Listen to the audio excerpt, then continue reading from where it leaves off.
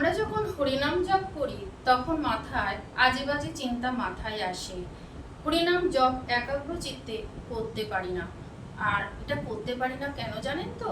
তার কারণ হলো, দেখুন, একটা জায়গা যখন দীর্ঘদিন ধরে ধুলো ময়লা আবর্জনা পড়ে থাকে আর সেটাকে যখন আমরা পরিষ্কার করতে যাই তখন সেই ধুলো ময়লা উঠতে থাকে আর আমাদের অনেক সময় নাকে মুখে ঢুকেও যায়। আর যদি আমরা সেই ধুলো ময়লাটা পরিষ্কার না করি সেটা সেই অবস্থাতেই থেকে যাবে। ঠিক তেমনই আমাদের হৃদয়ে কলুষতারূপ ধুলো ময়লা আস্তরণ দীর্ঘদিন ধরে পড়ে আছে। আর আমরা যখন হরিনাম করতে যাই তখন সেই কলুষতারূপ ধুলো ময়লা উঠতে থাকে।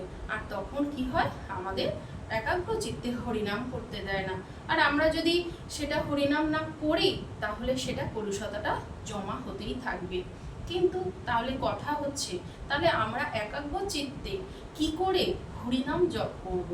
দেখুন, যে জায়গাটা আগে ময়লা আবর্জনা জমা ছিল সেই স্থানটা পরিষ্কার করার ফলে সেটা কিন্তু পরিষ্কার স্বচ্ছ হয়ে গেছে।